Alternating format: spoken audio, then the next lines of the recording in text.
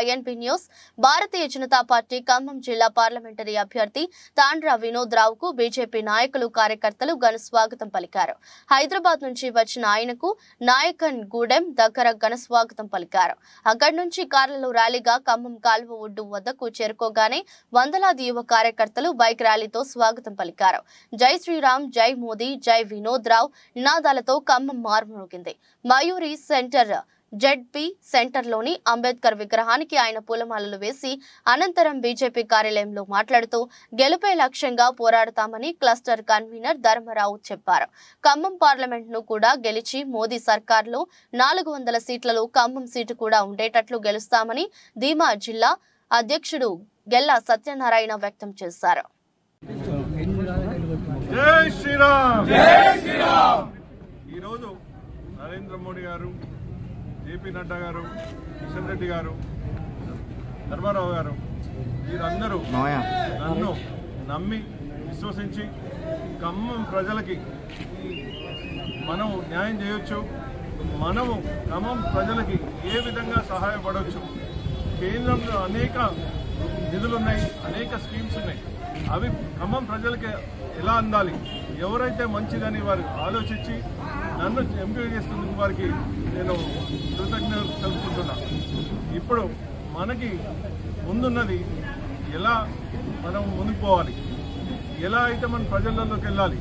నాకు బాగా విశ్వాసం ఉంది. ఇప్పుడు చూస్తా వాళ్ళ రియాక్షన్ చూడడం కానీ, వాళ్ళ ముఖంలో ఆనందం కానీ, ఖచ్చితంగా ఈసారి ఖమ్మంలో కమలం వికసిస్తుంది.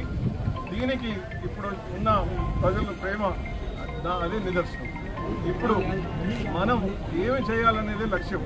మీరు పెద్దలు ధర్మారావు గారు, గల్లా సత్యనారాయణ అనుభవజ్ఞులు, మేము వచ్చే మే 4, మే 13 వరకు నిద్రలు లేకుండా మేము పనిచేయడానికి రెడీగా ఉన్నాం. అట్లనే మా కుటుంబం మొత్తం కూడా నిద్రలు ఆహారాలు లేకుండా పనిచేయడానికి రెడీగా ఉన్నారు. ఇదంతా చూస్తూ ఉంటే ఈసారి మాత్రం ఖచ్చితంగా ఫస్ట్ టైం ఖమ్మం అవుతుందని విశ్వసిస్తున్నాను. మీ మీడియా మిత్రులందరికీ నా హృదయపూర్వక ధన్యవాదాలు. మీరు కూడా part of the my team అనుకుంటా. ఎందుకు అంటే ఇది ప్రతి ఒక్కరికి కావాలి. ఇది పార్టీలకు అతీతంగా ఈసారి ఖమ్మం అభివృద్ధికి మీరు కూడా ఖమ్మం వాసులే, మీరు కూడా తెలంగాణ వాసులే. మనకి మా ఖమ్మంలో మన కేంద్ర ప్రభుత్వం ఉన్న అభ్యర్థి ఇక్కడ ఉంటే చక్కగా అభివృద్ధి పనులు అవుతాయి. కాబట్టి ఇది నేను అనుకోవట్లేదు, వినోద్ రావు అనుకోవట్లేదు. ప్రతి ఒక్కరు వినోద్ రావే, ప్రతి ఒక్కరు ఎంపీ క్యాండిడేట్. ఈసారి అందరూ గెలుస్తున్నారు. Win situation. భారతీయ జనతా పార్టీ రాబోయే పార్లమెంట్ ఎన్నికల్లో రాష్ట్రంలోని 17 స్థానాలకు గాను అధిక సీట్లను భారతీయ జనతా పార్టీ కైవసం చేసుకోబోతున్నది. ఉత్తరాది, దక్షిణాది అనేటువంటి భేదభావం లేకుండా ఈరోజు ప్రజలు ఆలోచన చేస్తున్నారు. లద్దాఖ్లో ఏం ఆలోచన చేస్తున్నారో లక్షద్వీప్లో ప్రజలు కూడా అదేవిధంగా ఆలోచన చేస్తున్నారు. ఇవాళ సంతృప్తికరమైన పరిపాలన 10 సంవత్సరాలు పూర్తయిపోయింది. నీతికి, నిజాయితీకి ప్రాణం పోసినారు. దేశంలో ఈరోజు తుపాకుల యొక్క మోతలు తగ్గిపోయినాయి. జమ్మూ కాశ్మీర్లో బాంబుల మోతలు తగ్గిపోయినాయి. దేశవ్యాప్తంగా ప్రజలు కోరుకున్నది సస్యశ్యామలమైనటువంటి, సుశాంతమైనటువంటి భారతదేశం యొక్క నిజాయితీగా నడుపుతున్నట్టు మోడీ గారిని మళ్లీ 3వసారి ప్రధానిగా చేయాలంటే ఆలోచనతో ముఖ్యంగా యువత 18 ఏళ్ల నుంచి 40 ఏళ్ల వరకు, అదేవిధంగా తల్లులు, చెల్లెలు, అక్కలు అందరుగా కూడా సగభాగమైనటువంటి స్త్రీలు మొత్తంగా కూడా మోడీ గారి యొక్క పరిపాలన బాగుంది, మళ్లీ వారికే పట్టం కట్టడానికి ఆలోచనతో ఈరోజు ముందుకు వస్తున్నారు. కాబట్టి ముఖ్యంగా కాంగ్రెస్ పార్టీ తన యొక్క డొల్లతనాన్ని ప్రదర్శించింది. 500 సంవత్సరాలకు అయోధ్య సమస్యను కేవలం 5 నిమిషాల్లోనే పరిష్కరించిన గొప్ప నేత మోడీ గారు. అయోధ్యలో రామ మందిర నిర్మాణానికి అడ్డుపడే ప్రయత్నాన్ని కాంగ్రెస్ పార్టీ గత 75 సంవత్సరాల నుంచి నేతృత్వం కొనసాగిస్తున్నారు. అందుకోసమే వారు ఏదైతే జన్మస్థలంలో ఏదైతే శంకుస్థాపన చేశారో దాన్ని కూడా బైకాట్ చేసింది కాంగ్రెస్ పార్టీ. అంతేకాదు ప్రాణ ప్రతిష్టలుగా కూడా మరి నేను దాన్ని వివేచిస్తాననేటువంటి విషయంతో లక్నో సంబంధించిన కాంగ్రెస్ పార్టీ యొక్క జిల్లా అధ్యక్షుడు పోతే అతని పార్టీ నుంచి సస్పెండ్ చేసింది కాంగ్రెస్ పార్టీ. కాబట్టి కాంగ్రెస్ పార్టీ యొక్క కురీతి బయటపడింది. రామ మందిర యొక్క నిర్మాణానికి అడ్డుపడ్డ పార్టీగా అయిష్టం తెలిపే ప్రయత్నాన్ని చేసింది. ఈ రకంగా విభజించు పాలించక ఆంగ్లేయ పరిపాలనలో దాన్ని బంధుపుచ్చుకొని ఈ రోజు కాంగ్రెస్ పార్టీ ఆ రకంగా ప్లాన్ చేస్తుంది. కాంగ్రెస్ పార్టీలో ఈ రోజు పోటీగా ప్రధానిగా అభ్యర్థి లేక కరువై మొత్తుకునే పరిస్థితి ఏర్పడింది.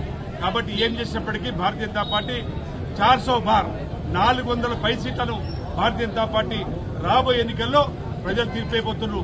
ఈ దేశంలో సగటు పేదవాడు మోడీ గారు ఇవ్వమంటున్నారు. మోడీ గారి యొక్క పరిపాలనలో ప్రతి పథకంగా కూడా పేదవాడికి చేరిపోయింది. కాబట్టి నీతికి నిజాయితీకి మళ్లీ ఒకసారి ప్రాణం వచ్చింది, ధైర్యం వచ్చింది.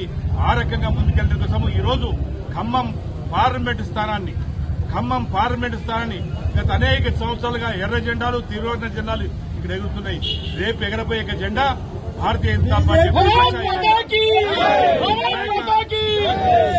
మా యొక్క అభ్యర్థి వినోద్ రావు ఒక సాంఘిక సంస్కరణలో అగ్రభాగం నిలబడి సేవా కార్యక్రమం చేసే వ్యక్తి. గతంలో ఏ రాజకీయ పార్టీతో కూడా సంబంధం లేదు. జాతీయ భావంతో గొప్ప ఆలోచన చేసే వ్యక్తిగా ఈరోజు భారతీయ జనతా పార్టీ జాతీయ నాయకత్వం ప్రకటించడం ద్వారా ఈరోజు మొదటిసారి ఇక్కడ ఖమ్మానికి రావడం జరిగింది. తప్పనిసరిగా ఖమ్మం యొక్క ప్రజలు చాలా తెలివివంతులు, ఖమ్మం యొక్క ప్రజలు చాలా గుణవంతులు, ఖమ్మం యొక్క ప్రజలు ఆలోచన పరులు. కాబట్టి ఆలోచించే ప్రజలకు తప్పనిసరిగా ఈ రోజు భారతీయ జనతా పార్టీని పెద్ద ఎత్తున మార్పుతో తీసుకుని రావాలని చెప్పేసి మీ అందరికీ కూడా సవినయంగా విజ్ఞప్తి చేస్తున్నాను. జనతా పార్టీ అభ్యర్థిగా తాండ్ర వినోద్ రావు గారిని ఈరోజు మా యొక్క రాష్ట్ర నాయకత్వం, జాతీయ నాయకత్వం ప్రకటించింది. ఇటువంటి నేపథ్యంలో వారిని ఈరోజు పెద్ద ఎత్తున ఖమ్మం పట్టణానికి వస్తున్నటువంటి సందర్భంలో వందలాది మంది కార్యకర్తలు మోటార్ సైకిల్ ర్యాలీగా, అదేవిధంగా వందలాది కార్లతోటి ర్యాలీగా వారిని ఘనస్వాగతం పలకడం జరిగింది. ఒక తెల్ల పేపర్ లాంటి వ్యక్తిని ఇప్పటి వరకు ఎటువంటి కనీసం ఒక చిన్న డాట్ కూడా లేనటువంటి ఒక వ్యక్తిని మాకు ఈరోజు భారతీయ జనతా పార్టీ అభ్యర్థిగా ప్రకటించినటువంటి నేపథ్యంలో మా కుటుంబం మొత్తం కూడా, మాకు వినోదరావు గారు నిలబడ్డా, నరేంద్ర మోడీ గారు కమలం పువ్వు నిలబడ్డా, మేమందరం కూడా ఒకటే. మేమంతా ఒక కుటుంబంగా ఈరోజు వినోదరావు గారిని రేపు జరగబోయేటువంటి పార్లమెంట్ ఎన్నికల్లో అత్యధిక మెజారిటీతో ఖమ్మం పార్లమెంట్ నుంచి గెలిపించి ప్రీతమ ప్రధాని నరేంద్ర మోడీ గారు ఏ విధంగా అయితే 400 సీట్ల పైన ఈరోజు ఈ దేశంలో గెలవబోతున్నారో అందులో ఖమ్మం పార్లమెంట్ కూడా ఉండే విధంగా మేమందరం కలిసికట్టుగా కృషి చేసి